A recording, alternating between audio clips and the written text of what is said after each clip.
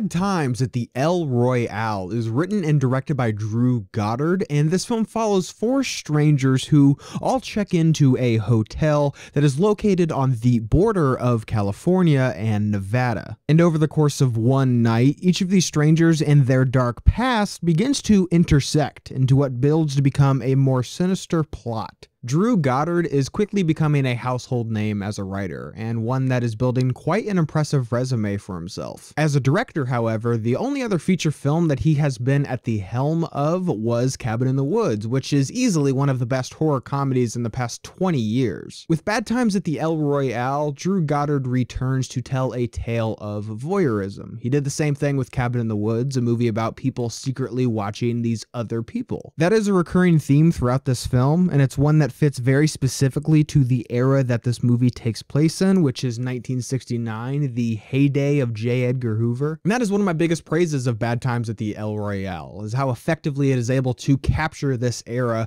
and how it is able to tie that era into the overall narrative. There are also a few moments, one in particular, that very much so reference the socio-political climate that we currently find ourselves in. And I thought this was excellently done by Goddard, who is able to weave these elements into the film, but not make it feel like I am watching a sermon or a lecture. Another highlight of this film are the performances, pretty much across the board, but specifically Jeff Bridges and Cynthia Erivo. These two actors play a large role in this film, and I thought that they were both excellent, especially Erivo, who is without a doubt the highlight. I thought she was absolutely wonderful. Another standout performance of this film I thought was that of Chris Hemsworth, who of course makes a reunion with Goddard here after collaborating on The Cabin in the Woods. And his role in this film offers a side of him that I've never seen before. He is so devilishly charming in this movie while also emitting this unhinged attitude. I really liked his work here. Bad Times at the El Royale is also constructed in a way that is very Tarantino-esque, almost to an uncanny nature. This film is full of not only these very dialogue-focused scenes, but also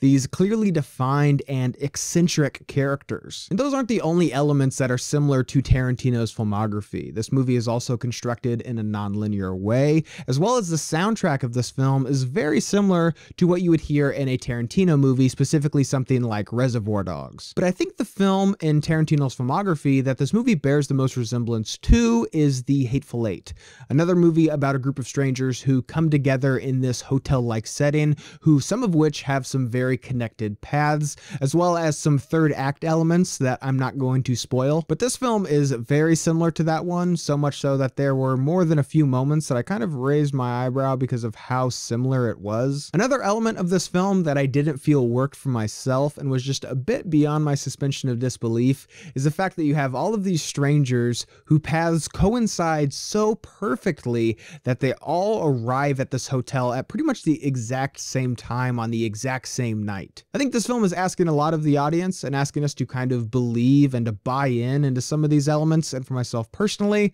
I just couldn't. And I just don't think that this film was able to explain it in a way that made a ton of sense. There's a lot of this film that I really loved, but this movie kind of reaches this point towards the end of this film, and it involves this lobby boy of sorts, and I just don't think that it worked really at all. And it's a moment that feels very abrupt and very just out of left field, and I don't think that the film set it up in a way that I felt like this moment really delivered and really was satisfying. It was just kind of totally out of the blue, and it really took me out of the moment in the final scene, this very climactic, very suspenseful scene. But even with that being said, I thoroughly enjoyed Bad Times at the El Royale. This is a film that is full of great performances, a strong narrative, and really fascinating characters. Unfortunately though, I do feel that this film is a bit derivative of other filmmakers and in a way that surpasses an homage, but edges more on the side of laziness. If this film sounds like something that you would be interested in, I would implore you to seek it out, especially if you are one of those people that constantly is complaining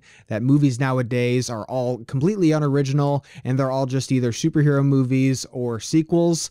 I think this is a great opportunity to support a film that is not based off off of an established IP, because after all, if you want original movies, that means you have to support original movies. So did you guys see Bad Times at the El Royale? What did you think about it? Leave your thoughts and opinions down below. And as always, guys, thank you so much for watching today. I hope you liked today's video, and if you did, you can click on the link down below and subscribe to my channel to see more movie reviews and movie related things. And guys, thank you so much for watching, and see you next time.